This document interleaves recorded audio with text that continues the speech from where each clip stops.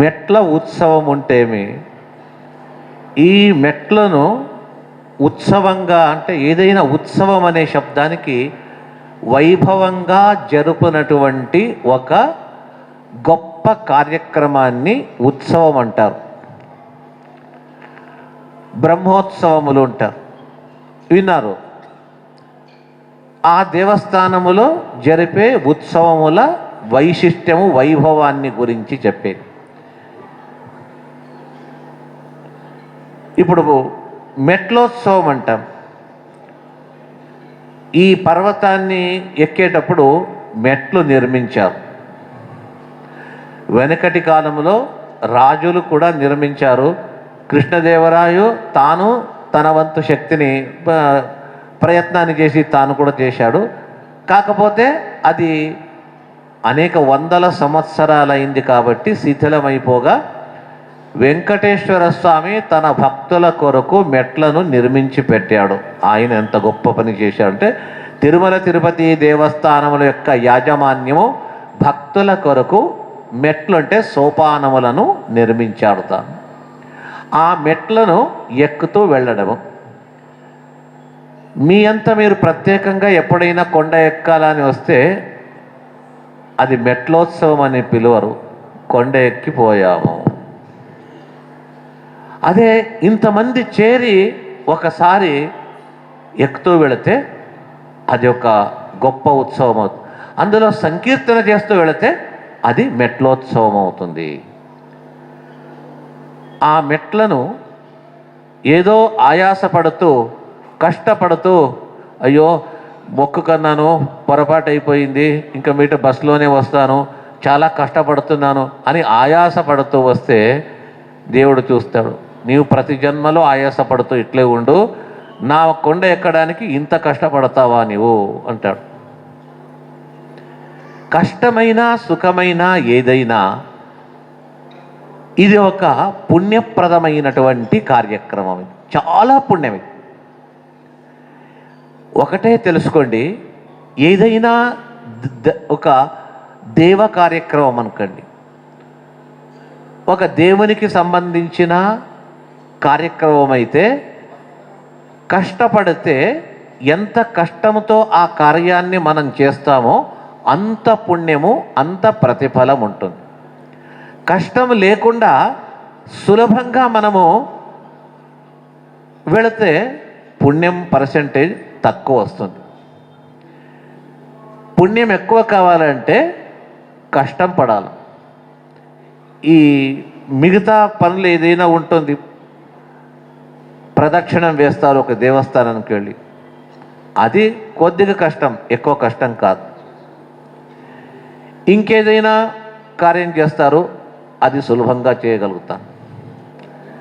అదే కష్టపడి మెట్లెక్కే కార్యక్రమం అయితే ఒక దైహిక శ్రమ అంటారు. ఫిజికలీ చాలా శారీరకంగా కష్టం అవుతుంది. శారీరకంగా కష్టం ఎంత పడతామో భగవంతుడు చూస్తాడు. వీడు నా కొరకు నన్ను చూడాలని నేనుండే స్థలాన్ని బస్సులు, కార్లు, సౌకర్యాలు ఉన్నా కూడా వాటిని వదిలిపెట్టి నా కొరకు నడుస్తూ కష్టపడుతూ వచ్చాడు అంటే ఇతన్ని నేను గుర్తుపెట్టుకోవాలా అని ఎవరు గుర్తుపెట్టుకుంటారు? ఆ పైనుండే స్వామి.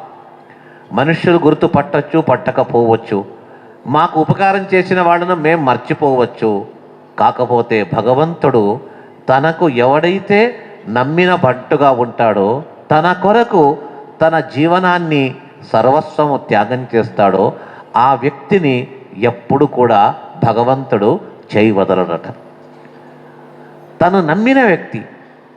ఆ విధంగా మనము ఆ దేవదేవుడైన వెంకటేశ్వర స్వామిని చూడడానికి మనము వెళుతూ ఉన్నప్పుడు ఏసీ కారులో కూర్చొని సుఖపడుతూ వస్తే వీడు ఏసీ కారును ప్రదర్శించడానికి వచ్చినాడు కానీ నా దగ్గరికి రాలేదు, వీడు నావాడు కాదు. ఇంత శ్రమపడి ఎంతో దూరం నుంచి ప్రయాణం చేసి వచ్చింటారు. ఎక్కడ రాజమండ్రి, ఎక్కడ కోవూరు, ఎక్కడ ఏలూరు, ఎక్కడ గుంటూరు, కృష్ణ, ఎక్కడెక్కడి నుంచో ఇంకా పైన అన్నవరం కావచ్చు, విశాఖపట్నం కావచ్చు, అటు పైన కావచ్చు, ఎక్కడెక్కడి నుంచో చాలా కష్టపడి వచ్చింట. అంత దూరం నుంచి రైలు బస్సులలో టికెట్ దొరకవచ్చు, దొరక్కపోవచ్చు. కష్టపడి రాత్రంతా కూడా చాలా శ్రమపడి వచ్చింటారు. మీరందరూ నిన్న రాత్రి చాలా శ్రమపడి వచ్చారు కదా, తెలుస్తుంది. అందరూ నిద్రావస్థలో ఉన్నారు చాలామంది. నాకు తెలిసింది ఏమంటే మీరందరూ చాలా కష్టపడి వచ్చారు. కారణము మీ కళ్ళు మూతపడిపోతుంది. ఎప్పుడు వదులుతారా, త్వరగా చెప్పేసి పంపించేసేయండి, మేము వెళ్ళిపోతాము, మమ్మల్ని ఇప్పుడు శ్రమ పెట్టొద్దండి, ఎక్కి వస్తాం, అది శ్రమ కాదు, కానీ మీరు ఇక్కడ కూర్చోబెట్టేది నాకు శ్రమ ఎక్కువ అని మీరు భావిస్తారా? భావించండి, పర్వాలేదు. అయినా మిమ్మల్ని వదలం మేము. మీరు ఏం చేసినా మిమ్మల్ని మాత్రం ఇక్కడి నుంచి వదలకుండా ఇట్లే పెట్టేస్తాం. ఎందుకు తెలుసా? మీరెవరో కాదు, వెంకటేశ్వర స్వామికి చాలా కావలసిన భక్తులు కాబట్టే అతడు పిలిపించుకున్నాడు. మీ ప్రయత్నం చేసే వచ్చేవాడు కాదు. ఇది మీరు రావాలని అనుకున్నప్పటికీ కూడా ఆ వెంకటేశ్వర స్వామి దగ్గరికి రావాలంటే అదొక మాయ. ఆ వ్యక్తి ఎవరినైతే తన దగ్గరికి రావాలని అనుకుంటాడో అలాంటి వ్యక్తుల మనస్సులో దూరి నేను వెళ్ళాలనే భావన కలిగిస్తాడు అతను. ఆ కలిగించినందుకు మీరు వచ్చారు. కాబట్టి మీరందరూ వెంకటేశ్వర స్వామికి చాలా కావలసినటువంటి ఆప్తులు, శ్రేయోభిలాషులు మీరందరూ కూడా. అందుకే మీకు కొద్దిగా ఆ మెట్లోత్సవ ప్రాశస్త్యాన్ని గురించి మీకు తెలిపే తీరాల.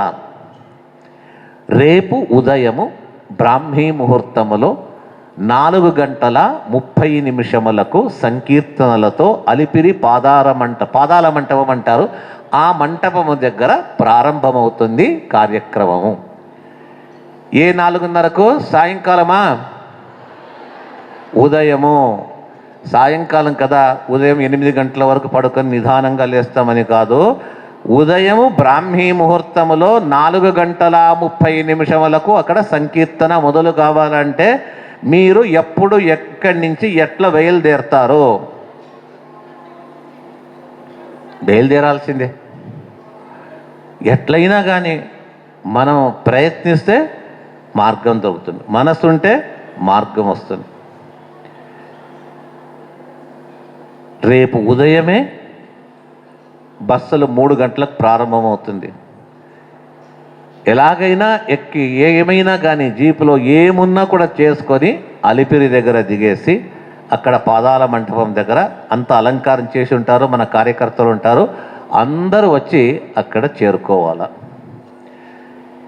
ఈ మెట్లు, ఈ కొండ అన్నట్టయితే ఈ పర్వతమే ఒక వెంకటేశ్వర స్వామి యొక్క స్వరూపం అనుకోండి. పైన ఉన్నాడు స్వామి, అతడు అంటాడు నేను పైన మాత్రం గర్భగుడిలో మాత్రం లేదు, ఈ పర్వతమే నేను. ఈ పర్వతముగా పర్వతాకారంగా అగిపిస్తున్నాడు. ఆ పర్వతము లోపల సన్నిహితుడై ఉన్నాడు, లోపల దాక్కొని ఉన్నాడు, పై భాగములో ఉన్నాడు. ఆ శిఖర భాగము వెంకటేశ్వర స్వామి యొక్క శిరస్సు, తల. అతని హృదయం, మధ్య భాగము హృదయం. అలిపిరి పాదాల మంటపం దగ్గర కింద ఉండే మొదటి మెట్లు వచ్చేసి వెంకటేశ్వర స్వామి యొక్క పాద పద్మములు. వెళ్ళేటప్పుడు వెంకటేశ్వర స్వామి పాద పద్మములను దర్శించి ఆ స్వామి పాదములకు పూజించి అర్చన చేసి హారతి ఇచ్చి నైవేద్యం పెట్టి స్వామిని స్తుతించి సంకీర్తన గావించి అక్కడి నుంచి మనము నడుస్తూ అతని అనుమతి తీసుకోవాలా. ఏమని అనుమతి? ఈ కొండంతా కూడా ఇది ఏనో రాళ్లతో, మట్టితో, ఇసుకతో చేసింది అని మనకు కనిపిస్తుంది. అన్నమాచార్యులు అంటారు వేదములే శిలలే వెలిసినది ఈ కొండ. ఇక్కడ ఏదైతే రాళ్ళు, బండరాళ్ళు అగుపిస్తుందో అది వేదములేట. వేదములు ఆ రూపంగా వచ్చింది అని చెప్పేసి అంటారు.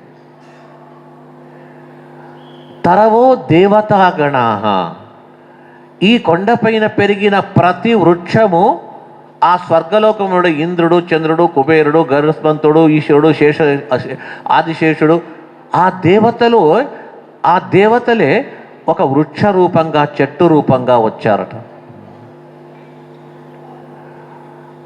మునులందరూ, ఋషులు మునులు అక్కడ తిరిగే మృగములట.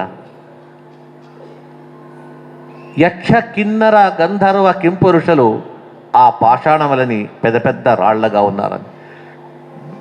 పక్షులంతా కూడా గొప్ప గొప్ప దేవశ్రేష్ఠులట.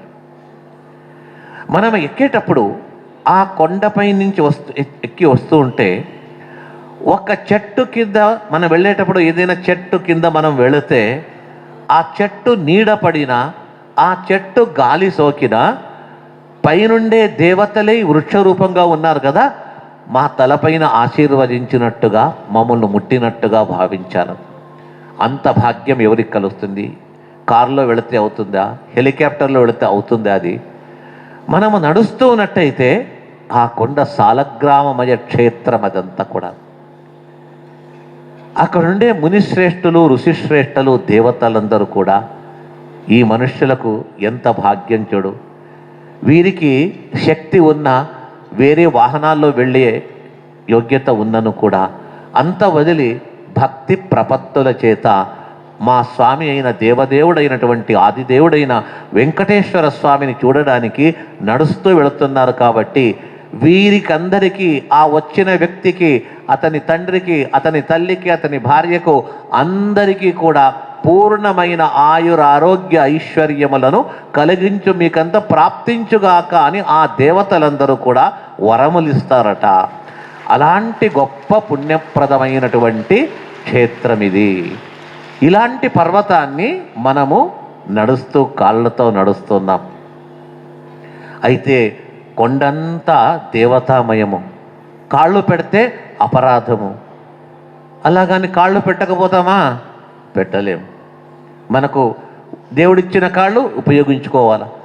ఆ స్వామిని ప్రార్థించాలి, అయ్యా సాలగ్రామ స్వరూపమైన ఈ పర్వతాన్ని నేను పైకెక్కి వచ్చి నిన్ను దర్శించుకోవాలనుకుంటున్నాను. నాకు వేరే విధి లేదు, నా పాదములు తగులుతుంది, నన్ను క్షమించు అని చెప్పేసి ఆ స్వామిని ప్రార్థించి మనము అక్కడి నుంచి బయలుదేరాలన్నమాట. ఇలాగా సర్వదేవతా స్వరూపమైన, ఋషులతో యుక్తమైన, పితృదేవతలతో యుక్తమైనటువంటి భాగం ఒకటైతే, ఇంకొక చోట అనేక తీర్థములతో విలసిల్లినటువంటిది ఈ పర్వతం. ఒకటా రెండా బళ్ళ గురించి చెప్తారు. అనేక తీర్థరాజం అంటారు. 3 కోటి తీర్థములు ఇక్కడ ఉద్భవించినటువంటి స్థలం తీర్థరాజం అంటారు. ప్రయాగకు కుంభమేళకు వెళ్తామంటారు. కాశీ గంగా, హరిద్వార గంగా నదికి, పుష్కరానికి, అన్ని చోట్ల వెళతామంటారు. అయ్యా వెళ్ళకపోయినా కూడా పర్వాలేదు, కానీ తిరుపతి ఆ క్షేత్రము, ఆ తిరుమల గిరికి వస్తే చాలట, సకల తీర్థములు, సకల క్షేత్రం ఇక్కడ వచ్చి ఉంటుంది. ఈ తీర్థానికి, ఈ క్షేత్రానికి అందరూ రండి అని చెప్పేసి మన పురాణములు చెప్తుంది. అలాంటి పర్వతాన్ని మనము ఎక్కి నడుస్తూ వెళుతూ ఉన్నాము. దీన్ని వెళ్ళేటప్పుడు చాలా జాగ్రత్తగా మనము దీన్ని వెళ్ళాలా.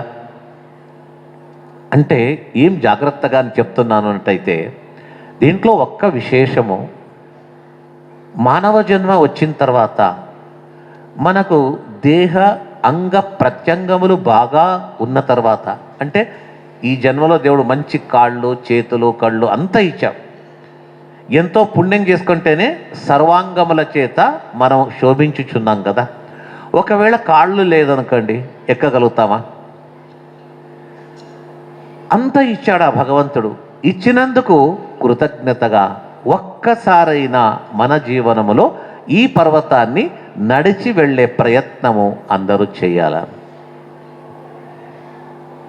ఒకవేళ గర్భగుడిలో వెంకటేశ్వర స్వామి దర్శనము కాకున్నా కూడా పర్వతాన్ని భక్తితో ఎక్కి వస్తే మనము 108 సార్లు వెంకటేశ్వర స్వామిని దర్శించుకుంటే ఎంత పుణ్యమో, ఈ పర్వతాన్ని నడుస్తూ పైకి వెళ్ళినట్టయితే అంత పుణ్యము. దీనివల్ల లభిస్తుంది. కాబట్టి వెంకటేశ్వర స్వామి దర్శనము కంటే ఎక్కువైనటువంటిది ఈ పర్వత శ్రేష్టము.